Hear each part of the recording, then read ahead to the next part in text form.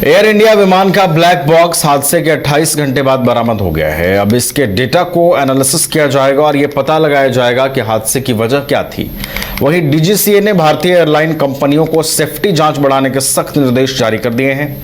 इनमें भी खास तौर से जिन एयरलाइन कंपनियों के पास बोइंग 787 है उनको ज्यादा ध्यान देने के लिए कहा गया है। अहमदाबाद में एयर इंडिया के बोइंग 787 की दुर्घटना में अब तक 265 से ज्यादा लोग मारे जा चुके हैं। मरने वालों में 241 विमान यात्रियों के अलावा मेडिकल कॉलेज के हॉस्टल में मौजूद 24 छात्र भी हैं। इस हादसे ने सिर्फ भारत पर ही नहीं पूरी दुनिया पर असर डाला है। दुनिया भर के एक्सपर्ट इस दुर्घटना के कारणों की तलाश कर रहे हैं। एविएशन एक्सपर्ट्स जानना चाहते हैं कि किन वजहों से एक ऐसा विमान क्रैश हो गया जो आज तक कभी क्रैश नहीं हुआ था। इस दुर्घटना ने बोइंग की विश्वसनीयता पर भी सवाल उठा दिए हैं, इसलिए बोइंग कंपनी भी परेशान है। अब सभी की नजर इस विमान के ब्लैक बॉक्स पर है जो इस हादसे की गुत्थी को सुलझा सकती है। इस वक्त हमारे साथ हमारे दिल्ली संवाददाता दीपक भी जुड़ गए हैं। दीपक के पास चलेंगे, तमाम जानकारियां उनसे इकट्ठा करने की कोशिश करेंगे। ब्लैक बॉक्स जो है वो अब हाथ लग गया है और 8 एजेंसियां, जिसमें यूके की भी 2-3 एजेंसियां हैं, वो भी जांच की प्रक्रिया में शामिल हैं। दीपक, अब सबकी नजरें टिकी हुई हैं ब्लैक बॉक्स के ऊपर। सबसे पहले तो देखिए, बोइंग 787 की विश्वसनीयता पर सवाल उठे हैं। पूरी दुनिया ये जानना चाहती है कि एक ऐसा विमान जो आमतौर पर कभी क्रैश नहीं हुआ, पहली बार इस तरह की घटना हुई, वो आखिर फेल कैसे हुआ, उसमें खामी कैसे आई। अब ब्लैक बॉक्स क्या दीपक इसकी गुत्थी सुलझाने में मदद कर सकता है? देखिए नवीन, निश्चित तौर पर जिस तरीके से अहमदाबाद में एक बड़ा विमान दुर्घटना होती है जिसमें अब तक मरने वालों की संख्या जो है वो 275 के करीब पहुंच चुकी है। जिस तरीके से विमान क्रैश हुआ, एक मेडिकल कॉलेज की इमारत से टकराया, उसके बाद से लगातार कई बड़े सवाल जो थे वो बोइंग और तमाम टेक्निक के ऊपर खड़े हो रहे थे। आखिरकार कैसे इतनी बड़ी चूक जो है एयर इंडिया विमान से हो सकती है। ऐसे में लगातार जो परसों से ही जिस तरीके से बातचीत चल रही थी, उसके बाद एक उच्च स्तरीय समिति का गठन किया गया। इस समिति के गठन में तमाम एविएशन के जो बड़े विशेषज्ञ थे उनको उस समिति के अंदर डाला गया और इनका काम यही था कि आखिरकार इस पूरे दुर्घटना पर नजर बनाए, पूरी दुर्घटना की कमियां निकालकर सामने रखे, एक विस्तृत रिपोर्ट जो है वो तैयार की जा सके ताकि ये समझ में आ सके कि इतना बड़ा विमान, इतनी बड़ी जो दुर्घटना कैसे हो जाती है, बल्कि स्पेशल तकनीक से लैस ये विमान आखिरकार कैसे दुर्घटनाग्रस्त हो जाता है। और सबसे बड़ी बात यह है कि विमान के अंदर एक ब्लैक बॉक्स होता है, उसकी मदद से जो है कई प्रतिशत जो है आप इस गुत्थी को सुलझा सकते हैं।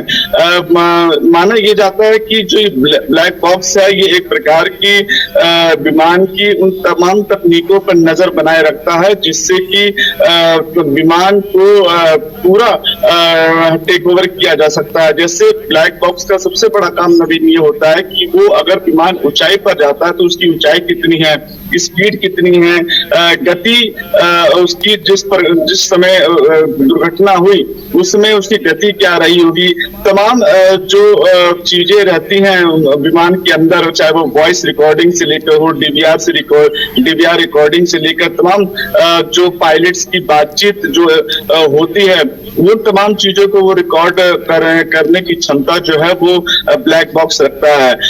अमूमन अगर देखा जाए तो ब्लैक बॉक्स सिर्फ नाम से ब्लैक बॉक्स है, लेकिन उसका कलर जो है वो ऑरेंज कलर का होता है, यानी संतरी रंग का ब्लैक बॉक्स जो होता है। अगर कभी विमान दुर्घटनाग्रस्त हो जाता है तो रंग इसलिए ऑरेंज रखा गया है कि उसे आसानी से ढूंढा जा सके, क्योंकि उसमें तमाम वो जानकारियां होती है जिससे जब जांच की जाए तो उसमें मदद मिल सकती है।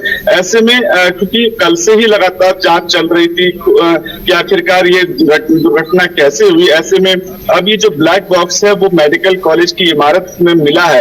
अब ये सबसे बड़ी बात हो गई कि जब ये ब्लैक बॉक्स मिला है इसमें तमाम वो क्या जानकारियां रही होंगी, किन किन परिस्थितियों में उस समय जो वो करीबन 40 सेकंड का जो वो वक्त गुजरा, उस 40 सेकंड के वक्त में आखिरकार किन किन परिस्थितियों से पायलट को गुजरना पड़ा, आखिरकार क्या वो बातें हुई पायलट और जो टेक्निकल स्टाफ है उनके बीच में क्या बातें रही, तमाम जानकारी जो है वो कहीं ना कहीं ब्लैक बॉक्स से निकल कर सामने आ सकती है।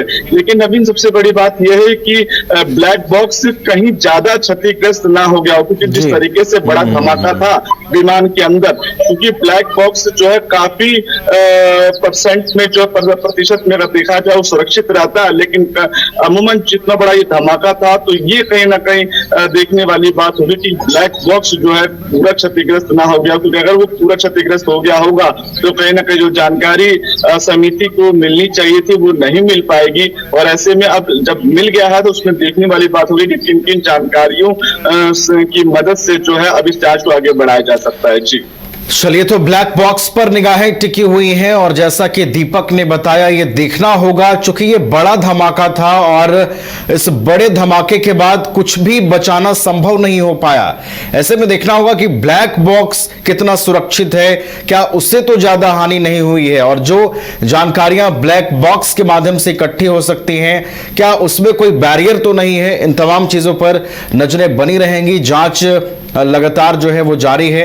देखना होगा कि ब्लैक बॉक्स क्या इस हादसे की गुत्थी सुलझाने में मदद कर सकता है। बहुत बहुत फिलहाल दीपक धन्यवाद आपका हमारे साथ जुड़ने के लिए, तमाम जानकारियां हम तक पहुंचाने के लिए।